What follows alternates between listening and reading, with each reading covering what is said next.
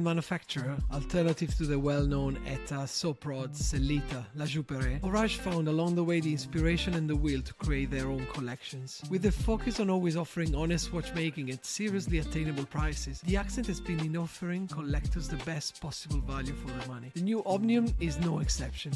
A totally redesigned 37mm with a 7.95mm thickness, case in stainless steel, gold or platinum, impressively equipped with the famous in-house manufacturer K2 caliber with micro rotor, and offered at, honestly, a great price. We will talk about all of this with David Sharp, who has been involved with Horage virtually since the old pioneering days, when the grand projects of the brand to change the Swiss watchmaking landscape was only ambition. And here we are. Yes, we are live again with one of our talented watchmakers, and this one is one that has a great story behind. A modern story, a contemporary story of trying to change the establishment, trying to change the rules that were commonly accepted up to a certain time, up to when they came on board and they decided to do things their own way. They started with an industrial approach by becoming a movement manufacturer and breaking a lot of boundaries, patenting their own creations very soon as well, with the idea of creating a serious, solid alternative to the massive group controlled movement manufacturers that were active, always been active in watchmaking.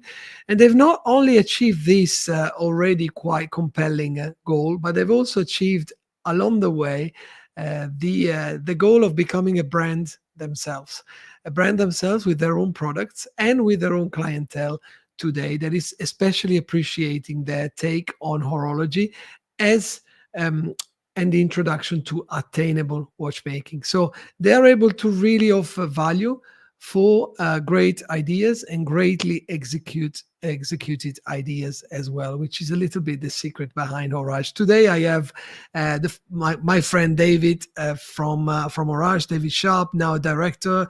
You tell me what was the best title to describe you in your with your Horage cap, Dave. But it's great to have you on board today. Thank you very much. I definitely wouldn't classify myself under the expert watchmaker. Maybe somebody who happens to work for a watch company is more accurate. But yes, there's many more people that work there that from an engineering and watchmaking background that have those real kind of credibilities to them. I'm just someone who does a bit of organising in the background. I think that's fair to say. Today is a big day, David. You're launching a new collection. Which is actually a retake or a second take on a collection that has been there in the Horage collection previously. But very, very importantly, you're really leveraging on your now full ability of scaling up on the manufacturer caliber that made you famous, which is the K2, that together with the K1 has created a family of in-house manufacturer calibers that not many brands can count on.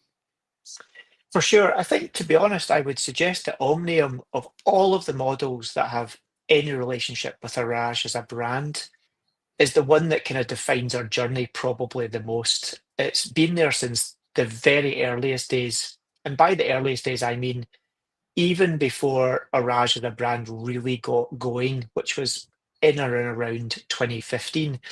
But obviously, for a few years before that, Sue and Andy had really wanted to kind of have their own brand.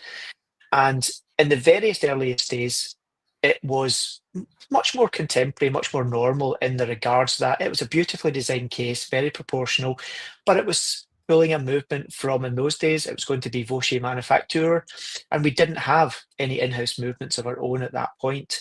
So it was more classical in terms of getting a movement from a well-known movement supplier within the greater Swiss industry, and then bringing a beautifully designed, well-manufactured product to market. What was that? Sorry to cut you, but was it in those years actually that Sue and Andy started to think about manufacturing their own movement, because actually they may have found difficulties in supplying themselves with what they needed? So that was, I guess, the early germinations of that idea. Really, Sue had run a very successful, long-running, kind of supply chain business for for the Swiss watch industry, supplying components, cases, dials, hands, all sorts of components to many of the well-known brands in the market. And that goes back a long time. Then there was this idea of having their own brand and wanting to effectively, put their stamp on something that's theirs and not just making things for other people. The early days were there was no idea of let's do our own movement, but there was, there was ETA in those days that was relatively available. Sellita were coming into the fray. You had Vaucher Manufacture, you had, La Juperie out there. But I think they realized quite quickly that just producing another product, almost no matter how well designed it is, it had to have more DNA, more brand identity to it. And that's when they realized, and I guess they made the brand dormant again. They realized, maybe this isn't quite the right approach. Let's put it to sleep for a wee while and let's think about what we actually want to do. And then, of course, there was a lot of turmoil within the industry. ETA closing down supply chain to most people. Sellita beginning to grow out with, a modern produced but based on old technology movement portfolio. Yeah, but that's important because most of the alternatives to ETA, they were still producing clones of ETA movements. So Absolutely. that's And relevant. let's, I'm not, and no one in our business is snobby about that. It really does furnish a need, which is for mass-produced, good quality, big volume, industrialized movements. And at certain price points, it's perfect for that opportunity. But we wanted to do something a little bit more special. And, there was Vaucher Manufacture, and again, as we mentioned, La Juperie. But those guys were undergoing, changes of ownership, changes of structure, changes of direction, and various projects to potentially work together culminated ultimately in nothing because of circumstance and time of what was happening within the industry. And that was really the point. It was, okay, let's do it ourselves. Let's do an in-house movement. And that started that 6-year, 7-year journey to build the initial K1 movement. You mentioned that, in terms of generations, I guess technically this is the 4th or 5th. There was that very original concept prototype using the Vaucher Manufacture. Then we actually did a release that was using a ETA Soprod clone that we did release, and that was on the marketplace. That was the very original version of the Omnium. That then morphed into the Omnium K1 that was relaunched with the K1 powerhouse movement in it as well. And that actually had 2 generations. There was the original K1 version, and there was the K1 Gen 2, which was again, an ever slightly more refined. Every stage along the way, that product has become more refined. So it's really been a labor of love, especially for Sue. This is her little baby in terms of watches. This is one that she's put so much effort and time into. That's why we do say it's been a 17, 18-year journey to get to where we are today with this watch. And of course, the K1 was not superseded, but K2 came after it. All of the learnings from K1, wanting to do a micro rotor. So the K2 came to the fore in and around that, turn of the 2000s. Sorry, turn of the 2020s, should I say. And, obviously now that gave us the opportunity to get that K size down to where we wanted, 37, the thinness coming down, because obviously this is the first variant of the K2 that's now at 2.9 millimeters, but with all of the modern specs that, people expect at certain price point. People now expect certain things, good power reserves, silicon technology. We're one of very few people in Switzerland or the greater watch industry that have genuinely got our own silicon technology. Certainly outside of the big groups, we're one of the very few independents that have it. That 72-hour power reserve, and lots of technical features there that are not as commonly seen. They do exist, but they're maybe not as commonly seen as they should be. Absolutely. And this, obviously, the spectacular see-through that you can appreciate through the Omnium makes you appreciate totally not only the architectural features, not only the mechanics, but also the finishing and the look that you decided to give I particularly like the contrast actually between the main plate and the micro rotor. So the main plate being mainly, you will explain to me, but is it rhodium treated? Is it PVD coated? How did you treat in this case the movement? So it's an interesting question because we took very much an industrial approach to movement making. We are not the little guy up the valley doing everything by hand and in super small volumes. We designed the K2 along with the K1 and all of our other movements to be industrially manufacturable. To scale up, yeah. Absolutely. It's a movement that you could make in the hundreds, the thousands, the tens of thousands, or greater if you wish to. And we do use a lot of, I guess you would call them industrial finishings, not the super traditional, very high-end kind of métier d'art type finishing that you see on some super unique pieces. But we do combine things with tradition. So as you can see in these images, the kind of, I guess that very DNA of ours, that lattice work, that's done, using a combination. There's kind of milling treatments, there's laser treatments done. It's a mechanical or a industrial way of finishing. Yeah. But you can see the Côte de Genève or the Geneva striping there. That is done in a very traditional manner. We have the machine in the atelier and we individually do the bridges and we bring in the multi-passes that you have to do to get that effect of that Côte de Genève in there. We moved to this black finishing, which is a kind of proprietary color plating treatment that we use, which the very original K2s, you might remember this, Pietro, the original K2s were featured in the Superseeds, and they had a lighter grey, anthracite, silvery grey type finish on it. And we only moved to this darker, essentially black, it's anthracite just off black finish for when we moved the K2 into the Lensman series. I think it was the Lensman 2 that first had the black variant of the movement, but we liked it so much that we have made this our standard fare. So this is now our standard color. So all K2 movements. Yeah, it creates dark. Visually the contrast between the gearings that you can actually appreciate under the main plate and the rotor as well. It's just great. And if you know some of our special designs or some of our limited editions, we have been playing with that contrast as well because it's simply one that we really, really love. So obviously for memory, and I'm so happy we're starting to describe the new collection starting from the engine that is obviously is part of how can I say, inextricably linked to the development that Horage has had is really the movement. Now it's all about how you're going to use the movement to equip new collections, new ideas, new designs you may have to launch. One question would be, and actually, if you're watching this live, put your questions here. We'll pass them directly to Dave.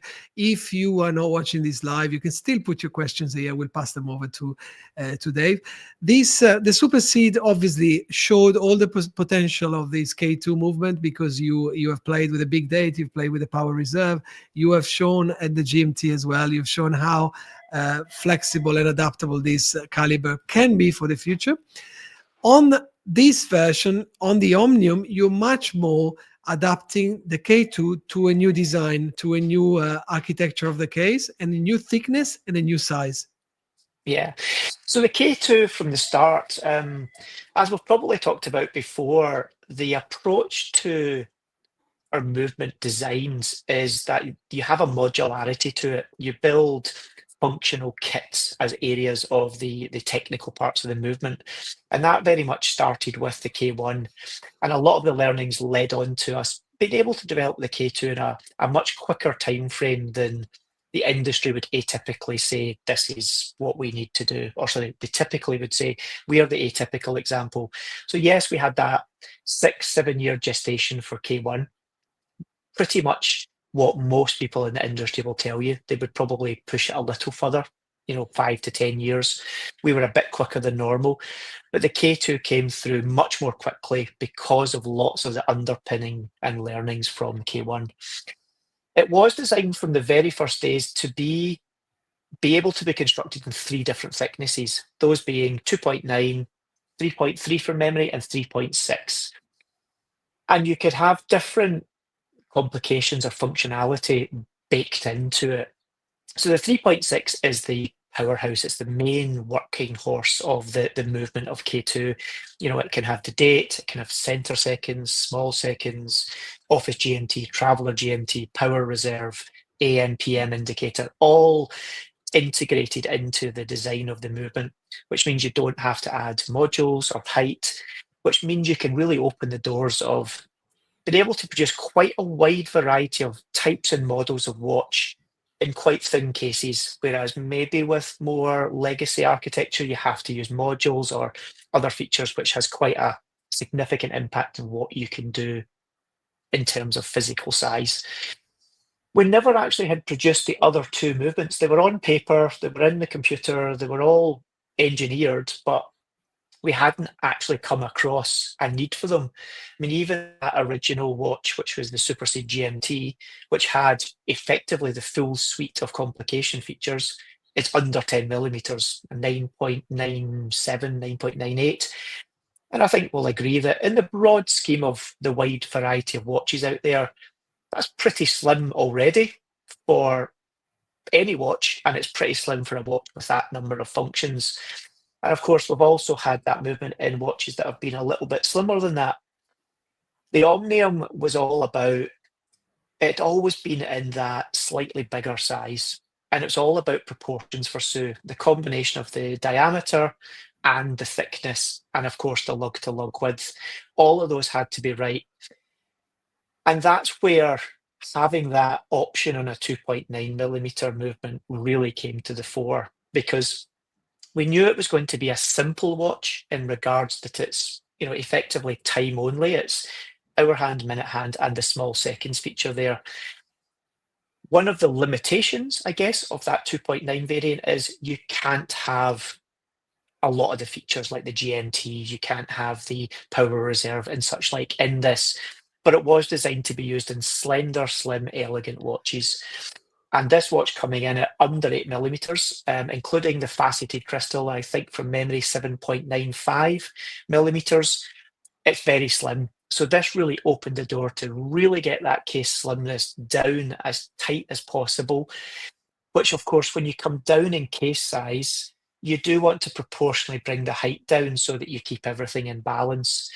And that was, and is the first watch and the first time we have both produced and put this to play in terms of a watch going to market in it. So it's been quite important that we did that work in the very early days of K2.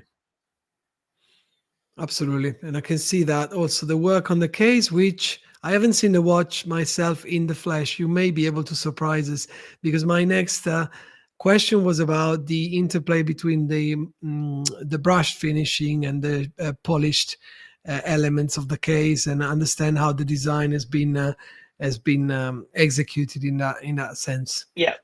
I mean, in terms of this, the Omnium case is predominantly a polished finish on it. It is, I guess, a slightly more elegant watch in regards to it being a dress watch, maybe a watch that you would Yeah, maybe we can fall see into the very dress well. category. Can see very well Yeah, here. and you can see that there. You obviously have a couple of, I guess, slightly unusual features. You have a sapphire crystal that's been faceted. That's something, again, that it's had a lineage all through the existence of the Omnium watch.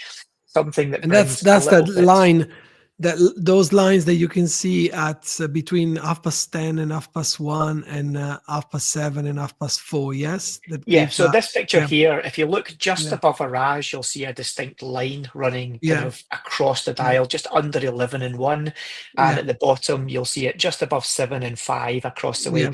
So effectively, you have this slight kind of cascading effect. So it comes in from, say, 12 or 6, and it slopes up very gently. And then you have this facet over the top. So it allows for a really nice interplay with the light. So you get this shadows, you get these kind of interplays, a slight warping almost of just the way you interpret what you see on the dial. Not in the way that, you know, if you try on somebody's glasses, it's got a super strong prescription and you think the world's gone blurry. Nothing to that extent, Mhm. just enough that it gives a little kind of hint to there's more to this than initially meets the eye. and you just get that nice interplay in the same way as with the shape of the lugs, very specific angles, very specific shaping. It kind of flows into it. You know, the phrase we said, kind of the glass or the sapphire looks like it almost flows or waterfalls into the lugs. And I think it just gives a nice little point of difference and a nice little kind of design cue touch into this watch. And of course, it respects the heritage of what the Omnium's been, because it's been with us since we were a brand. Absolutely, absolutely. And in terms of different versions that you've been working on, I've seen a few different materials there. Can we recap a little bit? We do. So I guess we've got 3 dial colorways, and I do, as you're to surprise, I don't know how good a camera be, but I have actually. This is where I'm be careful here. We actually have all 3 variants here in terms of dial color. So I'll start, I guess, maybe we start with the most traditional in some respects, or the most classic, and that will be, so apologies because this camera should be okay, but the light, so you can maybe just see the facet play with the light as I move it there. Yeah, you can kind of see the facet. This is the midnight blue. It is so dark blue, it's definitely blue, but you could mistake it for being black, but when you catch it in the light, you just get that really deep blue colorway on it there. It does use a very deep blue strap, which does help to bring out the blueness in the dial. And you have these monoblock lume in a traditional white colour, so quite classic, but the more you look at it, it's got lovely little modernist touches there. I think that monoblock lume is something that you wouldn't necessarily see on a more vintage piece, but it's got lots of nods to that modernist vintage heritage of being a classic dress watch, but being elegant, modernist, and I guess the best word for it's timeless. This is something that I think in many years from now, you wouldn't necessarily think is a modern or an old. It's just a watch that will date beautifully and gracefully with time. We then also have what I would determine the slightly sportier variant. So that is what we are calling Frostfire. It's a very gently opaline silver. It's not white. It's a opaline silver dial, and we call it Frostfire because you've got these bright red monoblock lume letters on there, or letters, numerals should I say, on there as well. They are of course all lumed, so on the white and the red here, they do all have illumination, and of course when they're charged up with UV or daylight, they do glow in the evenings. You also have the lume on the main hands there as well. So very practical, very usable. So that's the sportier side of things with the Frostfire, as we call it. And then the more fun, the light-hearted, summery, kind of more uplifting one, and my actual personal favourite, this is Perfection Pink. And this is a fume effect. You don't really see it here, but it's got a very gentle granny effect on the dial as well. You can see it better in the photographs, actually. Again, these are a colour matched lume, so it's a monoblock lume numerals on there as well, but these are colour matched, but again, do fully glow in the dark, again, along with the hands. Other points is on both the pink dial and on the Frostfire dial, you've got a rhodium silver handset on there, whereas you've got the gold handset on the blue dial. So there's a couple of variations there. In terms of case materials, well, the very first iterations of Omnium were in gold, so it would be very remiss to not offer a yellow gold. And we've slowly but surely been offering more models in, especially 18 karat 3N rosa light yellow gold, and that being this colorway here. So we introduced that initially in the Tourbillon 1. It has carried into the Tourbillon 2, and we now are also offering it in the new 2024 Omnium K2 collection. So that's one option. The yellow gold will be available in both the blue dial and also in the Frostfire dial. We're not offering the yellow gold with the pink, not to be difficult, just because frankly it doesn't look. It's not a great combination. You know, it just, something about it wasn't right. Doesn't look right. And Sue just made the call. Let's not offer that material because she wasn't happy. And I think it's personally absolutely the right choice to make. But Omnium's always been a watch of firsts for us as a brand. You know, it was our first watch. It was the first watch with, you know, that K1 in it. It's got the faceted crystal. There's so many firsts about it. It's the first watch now to use the slimmest version of the K2 micro rotor as well. So we thought, we have done white gold, but let's not do white gold. Let's do something different. Let's do something that's a little bit more unusual. And I think it's fair to say is one of the lesser used materials in watches, platinum. And yes, it's not used a lot because unfortunately it is an expensive material to use, but it's also not used because it is a very difficult material to work with. If you ask any watchmaker who has tried, experimented, or does produce watches in platinum, they will all tell you that it is a difficult material to work with due to its structural composition, how it needs to be worked and tooled for. It's a challenging and time-consuming material to work with. But we thought, you know what? Now's the time. If we want to introduce a platinum watch, this is the model to do it on. So we are offering this in PT 950 Platinum as well. I personally think it looks amazing. When it comes to precious metals, personally, I'm a bit of the understated. It doesn't help that I'm very fair-skinned, so yellow gold can maybe be a little bit clashy with me, but I do quite like that warmth you get from platinum. Yes, it looks like steel from a distance, but when you do see them side by side, there's a definitive difference in colour. And of course, when you handle it, that weight you get from platinum, even compared to gold, is pretty significant. So yeah, 3 case materials, 3 dial colours. And I think with the dial colours, we should have an option that will suit everybody, whether you're super traditional with a suit, you're smart like you, Pietro, you have Italian flair and you go out for some, Prosecco's in the evening, or whether you're rather down dressed like me. I think it's a watch that actually, it doesn't pigeonhole itself to a category, which a lot of dress watches do. Absolutely. And can we recap then on the quantities that you are willing to launch, the limitations eventually, and how should people try to get hold of one? Because today, I remind everyone who is watching here, is actually the launching date for the new Omnium with the K2 movement by Horage. Absolutely. It launched a mere 1.5 hours ago is when it went live to everybody. Obviously, Pietro, some of our kind of concierges and media partners had a little bit of a heads up over the last couple of weeks about this, but they've all behaved themselves and nobody's broken embargoes, so that's a good thing. But yeah, so effectively, the stainless steel version, I should also mention in stainless steel, we use 904L stainless steel, which 316 is the other commonly used grade. In the real world, they are very similar, but 904 does have a slight premium to it in regards to it does have a very nice luster when it's polished. It's got a very fractionally more resistant to salt water.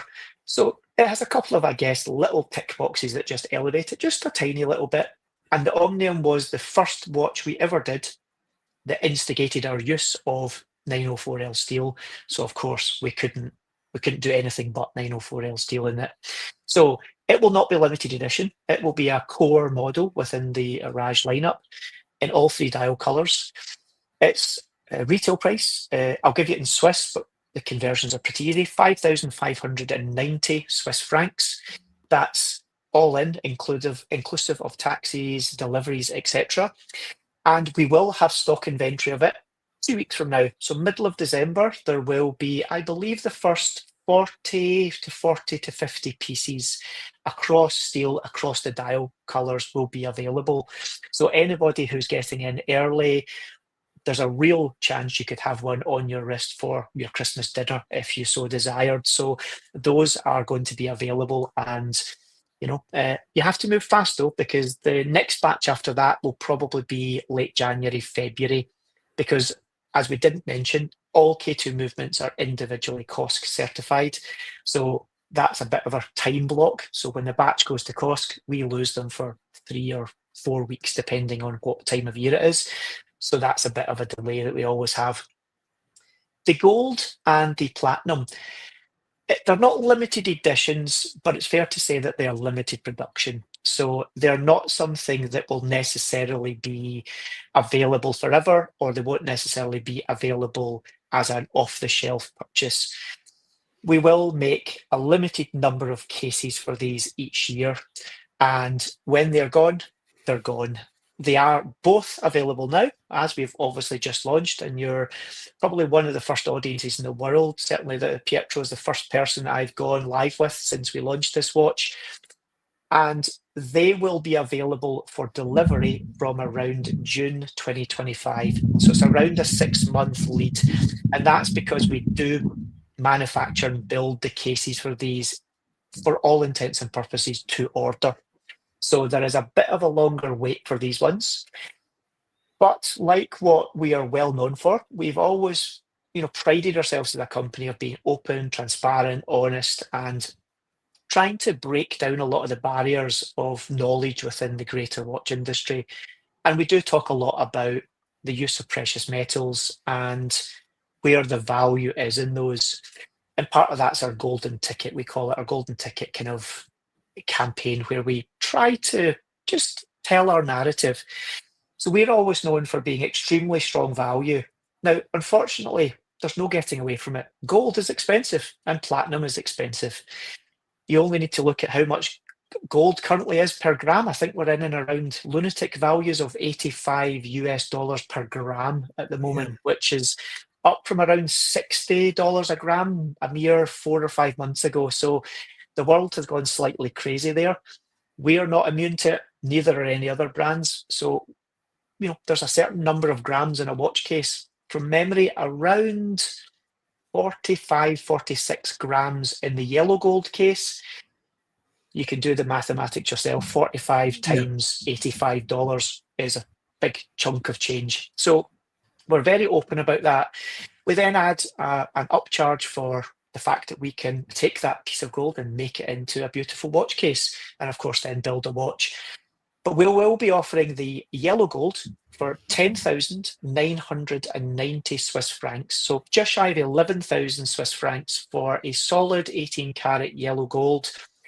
That is a price that's available for 5 days. So from today until the end of business on Monday next week. That's a pre-order little enticer special for people. At that point next week, it goes up to its final retail price, which is 1,000 francs more. So that will be 11,990. And I will say this, and I guess I'm biased, but I think most people would hopefully agree that, 12,000 Swiss francs for a solid gold watch with an in-house high-end movement from Switzerland is definitely at the more affordable end of gold watches. Let me put It's it like that. impressive. It really is. Platinum is a material that, again, unfortunately is expensive. Luckily, not quite as expensive as yellow gold. I think it's currently in and around the 35 to 40 US dollars per gram. But unfortunately, as anyone who works with it will tell you, it is significantly more expensive to work and to produce cases from it than gold is. The typical market, a platinum variant, is usually around twice the price of the yellow gold or the gold variants. That would be a typical number you would see in the marketplace. For us, it goes from currently 10,990 for yellow to 13,490 for platinum. So that's a 2,500 Swiss franc uplift for platinum. I personally think it's an amazing value proposition. Of all of 3 models, the platinum one, if you're lucky enough to be able to afford a watch in that price area, is an outstanding value proposition. Its final retail will be 14,990, so it will be 3,000 more. But even at 15,000, let's round our numbers up, for a platinum solid PT 950 watch featuring everything that we've talked about, I still think, that is, in the grand scheme of platinum watches, a super strong value. But if you get in those first 5 days, you can give yourself a little Christmas treat. So let's recap in a nutshell. So the steel versions will be priced from today at 5,590 Swiss francs, including taxes and delivery within 2 weeks. And that's going to stay the same later on. Correct. That's its final retail price. Yeah. We usually only offer a little price incentive is if there is maybe a little bit of a wait for delivery. But because we've managed to get ahead of ourselves and we have stock, that's the value. And we still think at that price, it is exceptional value for money. Yeah. On the gold, you're at 13,900. No, gold is 10,990 for 5 days. Sorry, yeah, I should have said the platinum. Yeah, Silly me. Okay, yeah, that's okay. perfect. So yeah, 10.9. platinum. So so platinum, if we want to go around platinum, 13,490 for 5 days, then Yeah, 14,990 is its final okay, price. okay, And yellow gold, amazing. 10,990 for 5 days, 11,990 full price after that. Delivery of both gold and platinum in and around June 2025. And the point you're making about the taxes, of course, we are Horage official retailers. We're accustomed You are. to this. We when people ask us about pricing, the pricing is always including tax, not because you asked or we asked the clients to actually cover the tax, but because actually the brand covers the tax Correct. up to a limit, of course, of I think 28%, it's because otherwise 28%. Yeah. it'd be Yeah. crazy. But yeah, you're the That's only correct. ones doing that, to my knowledge. Where I think there's one or two people maybe do it, but I think I would hate to say we invented it because nothing's new, but I think we were one of the first brands to make it relatively mainstream and be super open about it.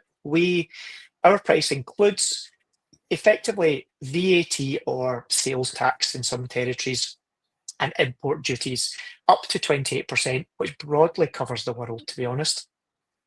We don't cover a couple of things. We don't cover luxury tax. Unfortunately, there's a couple of markets that the governments have quite a kind of punitive Yeah, taxation.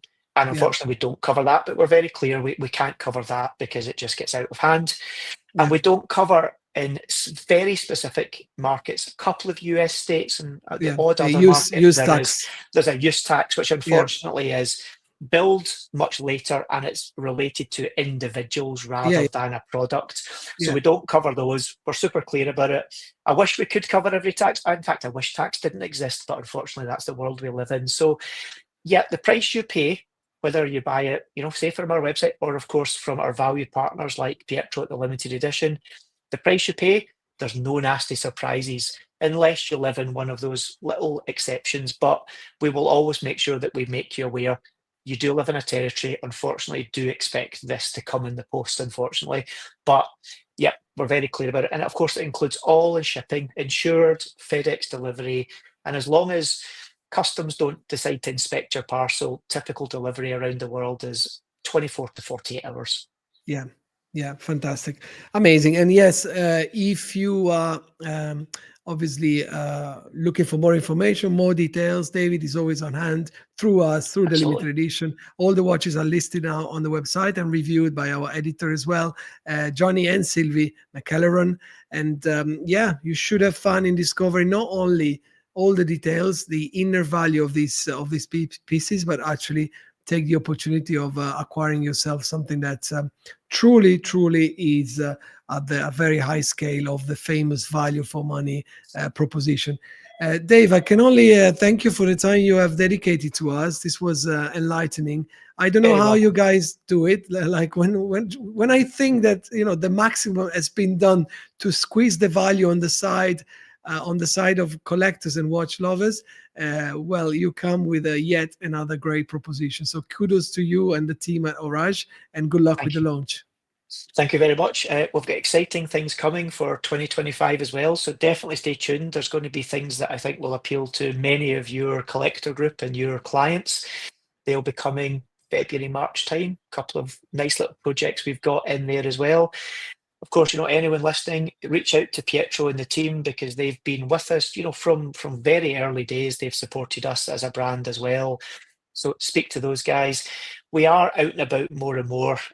I am tireder than I look because we've been on a bit of a global spree, visiting places, visiting things, and trying to get the watches out under people's eyes, on their wrists, in their hands. So keep an eye on our socials as well. I know Pietro kind of highlights and reposts a lot of our stuff, but we've got a bit of a catalogue and a diary of stuff that we're going to be doing through 25, and there'll be stuff in the UK, there'll be stuff in Europe, Middle East, Singapore.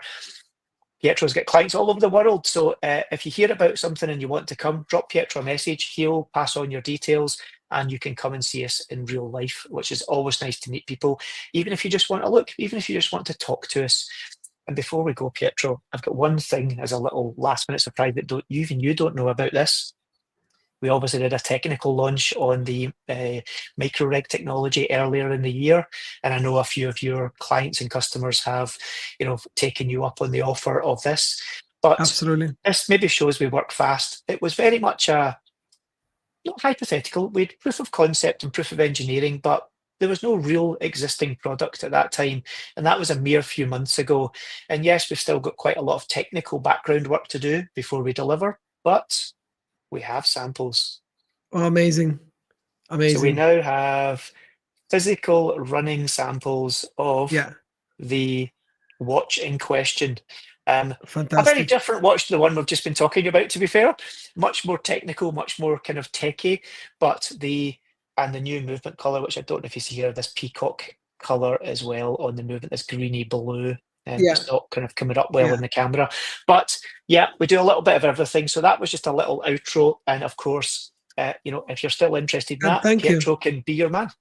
Exactly, and thank you for that, because I know that the price on the micro reg is a living thing as well. It's a living thing in that when we first launched, it was 3,900 Swiss francs, and we did that for 2 months. And that was for people who really entrusted us as a brand to commit to purchase one and buy one, to be honest, with very little to go on. Some images, some renders, and really ultimately the trust in us as individuals and us as a brand that we will deliver. And then after that, the price went up by 500 to 4,490 Swiss francs. It's there until early January. It will then go up to 4,990. The final retail price is 6,900 Swiss francs. And the only exception is that's the only watch that's exclusive of taxes. And the reason for that is because delivery is 2 years from now, it seemed quite risky to say it when we've no idea what the world will look like in 6 months, never mind in 2 years. But we made that one abundantly clear from the start. But I think it's a very, very cool technical piece. And we've been having early discussions now with our software guys about the software stack for the tool, that being the tool that will allow you to make these adjustments to your totally mechanical watch. Amazing, amazing. So we'll have to send a couple of reminders to our base of obviously keen collectors, because there is still quite a bit of value to be gained by subscribing early to either the Omnium in gold or in platinum, as you have explained, or the micro reg as well, that will be ready soon next year, and is still at a subscription price basically. So we'll make that message clear. And absolutely. And I what was I would going say to is, say, if you're not in the precious metal club, either you don't like them, or if you're not in that tier of what you want to buy, I can heartily recommend the stainless steel version if you're looking for a really wearable day-to-day dress watch, which we forgot to say, Pietro, is 100 meters water resistant and has a fully water resistant strap.